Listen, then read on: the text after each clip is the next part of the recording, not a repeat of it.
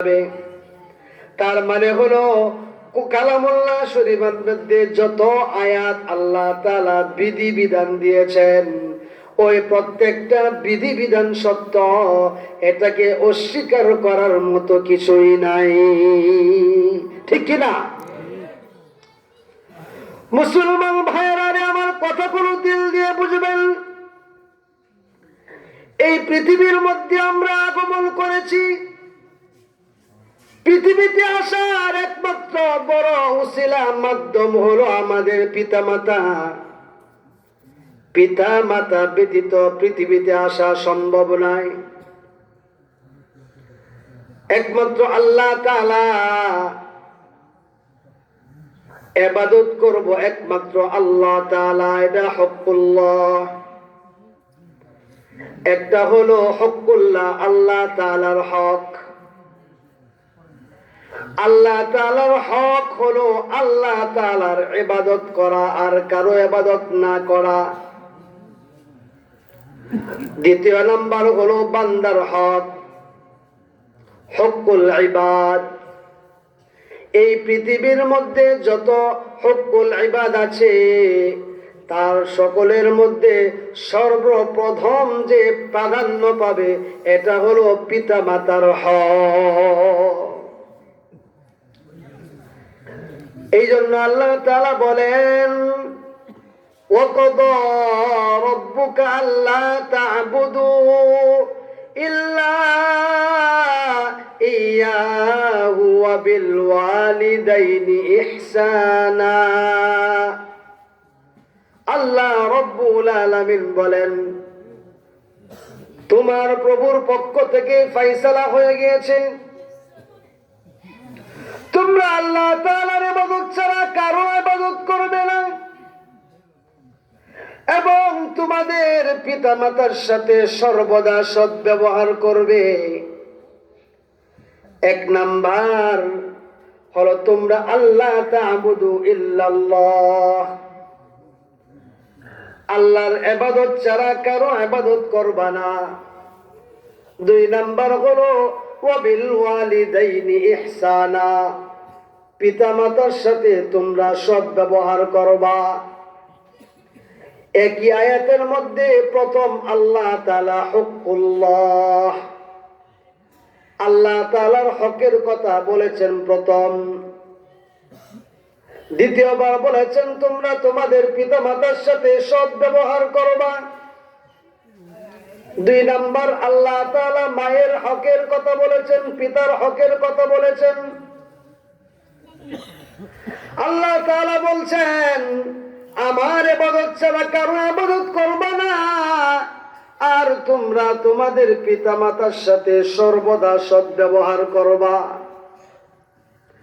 আল্লাহ তাআলার অর্ডার। আল্লাহ তাআলা বলছেন, ইম্মা ইয়াবলুগান্নাকাল ইনদাল কিবারা আহাদুহুমা আও কিলাহুমা ফালা তাকুল লাহুমা উফিন ওয়ালা তানহারহুমা ওয়া কুল লাহুমা কওলান কারীমা। আল্লাহ তাআলা বলছেন, ওয়া বিল ওয়ালিদাইনি ইহসানা, তোমরা তোমাদের পিতামাতার সাথে সদ্ব্যবহার করবা। তাদের মধ্য থেকে তোমাদের জীবদ্দশায় একজন যদি বৃদ্ধ হয়ে যায়, অথবা দুজন যদি বৃদ্ধ হয়ে যায়, দেখবা তাদেরকে কষ্ট দিবা না। তোমরা তাদের সাথে কোনো খারাপ আচরণ করবা না। উফ শব্দটিও তোমরা বলবা না। তোমরা তাদেরকে ধমক দিয়ে কথা বলবা না। ওয়ালা তানহারহুমা ওয়া কুল লাহুমা কওলান কারীমা, এবং যখন তাদের সাথে কথা বলো, তখন তোমরা একেবারে নম্র ভদ্রতার সাথে কথা বলবা, ধমক দিবা না। এই নির্দেশ হলো একমাত্র আল্লাহ। আল্লাহ তাআলার পরে এই পৃথিবীর মধ্যে জমিনের উপরে যদি কারো বেশি হক থাকে তাহলে হক হলো আমাদের পিতামাতা। কার কথা? আল্লাহ তাআলার কথা। আল্লাহ তাআলার পরে জমিনের মধ্যে মানুষের বান্দার হক সমূহের মধ্য থেকে যত হক আছে সবচাইতে বড় হক হলো পিতামাতার হক। বলছেন আল্লাহ, পিতামাতার প্রতি যত হক আছে এটা 5 ভাবে করতে হয়। কয়ভাবে করতে হয়? 5 ভাবে। পিতামাতার প্রতি 5টা জিনিস থাকতে হয় সন্তানের। 1 নাম্বার হলো আজমত। বলেন কি? আজমত মানে সম্মান। 2 নাম্বার মুহাব্বত। বলেন মুহাব্বত, ভালোবাসা। কি? ভালোবাসা। 3 নাম্বার খেদমত, সেবা করা। 4 নাম্বার হলো জিয়ারত, দেখাশোনা করা, সাক্ষাৎ করা। 4 নাম্বার হলো ইতাআত, আনুগত্য করা, তাদের কথা মানা। যদি নাজায়েজ কোনো কাজ না হয়, পিতা মাতা যদি বলে তাহলে তাদের কথা কি করা? তাদের কথা মানা। কিন্তু আল্লাহ তাআলার নাফরমানি হয়ে যা এমন কথা যদি হয় তাহলে আবার তাদের কথা কি করা যাবে না? মানা যাবে না। মুসলমান ভাইরা আমার, তাহলে 1 নাম্বার হলো আজমত। মুহাব্বত কিভাবে করতে হয়, আজমত কিভাবে করতে হয়, জনাবে মুহাম্মদুর রাসূলুল্লাহ সাল্লাল্লাহু আলাইহি ওয়াসাল্লাম একদিন সাহাবায়ে কেরামদেরকে সাথে নিয়ে বসে আছেন। দূর থেকে দেখা যায় একজন বৃদ্ধা মহিলা চাদর মুড়ি দিয়ে আসতেছে। আল্লাহর রাসূল দূর থেকে দেখে দাঁড়িয়ে যান। আল্লাহর রাসূলের গায়ে সাদা চাদর ছিল, বিছিয়ে দিলেন। ওই মহিলাটা আয়েশা চাদরের উপর বসে গেলেন। আল্লাহর রাসূলের সাথে কিছু কথা বললেন।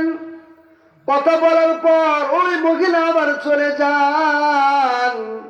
সাহাবায়ে কেরাম জিজ্ঞাসা করলেন, ইয়া রাসূলুল্লাহ, এমন অবস্থা তো কোনোদিন দেখি নাই। আমরা তো আপনার সাথে বহু বছর ধরে চলাফেরা করি। একজন বৃদ্ধা মহিলার জন্য আপনার গায়ের চাদর বিছিয়ে দিলেন। আপনার মাও তো দুনিয়াতে নাই, আপনার মাও তো আপনাকে ছোট রেখে মারা যায়। তাহলে এই মহিলাটাকে আল্লাহর রাসূল বলেন, তোমরা তো জানো না আমি 2 বছর দুধ পান করে যতটুকু বড় হয়েছি, তিনি হলেন আমার সেই দুধমা হালিমাতুস সাদিয়া। মাকে কিভাবে সম্মান করতে হয় দেখিয়েছেন রাসূলুল্লাহ। মার প্রতি পরিপূর্ণ সম্মান, সম্মান দিয়ে কথা বলতে হয়। তাকে কোনোভাবে কষ্ট দেয়া যায় না, মাকে কোনোভাবে কষ্ট দেয়া যায় না। আল্লাহর রাসূল সাল্লাল্লাহু আলাইহি ওয়াসাল্লাম বলছেন, قال رسول الله صلى الله عليه وسلم الجنة تحت أقدام الأمهات। মায়ের পায়ের নিচে সন্তানের জান্নাত। আল্লাহর রাসূল সাল্লাল্লাহু আলাইহি ওয়াসাল্লামের কাছে একজন সাহাবী আয়েশা জিজ্ঞাসা করে, ওগো আল্লাহর রাসূল, এই পৃথিবীর মধ্যে সম্মান পাওয়ার কার বেশি হক অধিকার রয়েছে? আল্লাহর রাসূল বললেন, উম্মুকা, তোমার মার। অতঃপর সাহাবী আবার জিজ্ঞাসা করলেন, তারপর কার? আল্লাহর রাসূল তখন বললেন, উম্মুকা, তোমার মার। আল্লাহর রাসূলকে আবার প্রশ্ন করা হয় তারপর কার? আল্লাহর রাসূল তখন বললেন উম্মুকা, তোমার মা। অতঃপর জিজ্ঞাসা করলেন তারপর কার? অতঃপর আল্লাহর রাসূল বললেন আবুকা, তোমার বাবা। তাহলে তিনবার বললেন মার কথা, চতুর্থবার বললেন বাবার কথা, তিনবার মার কথা কেন বললেন?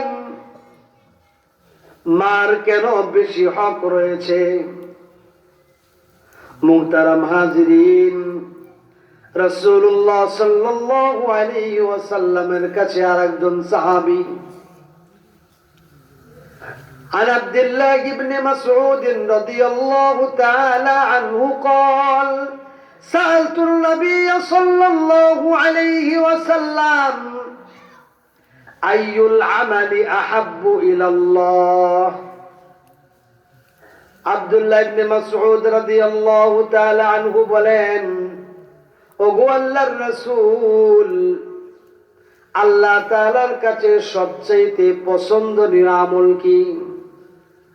আল্লাহর রাসূল বললেন আস-সালাতু আলা ওয়াক্তিহা, যখন নামাজের সময় হয়ে যায় তখন নামাজ পড়ে পড়া আল্লাহ তাআলার কাছে পছন্দনীয় আমল। আবার সাহাবী আবার জিজ্ঞাসা করলেন তারপর কি? আল্লাহর রাসূল বললেন বিররুল ওয়ালিদাইন, পিতা মাতার সাথে সর্বদা সৎ ব্যবহার করা। মুসলমান ভাইয়েরা রে আমার, মায়ের প্রতি কেন এত সম্মান? তাদের খেদমত কেন করতে হয়? সাহাবায়ে কেরাম খেদমত করে দেখিয়েছেন।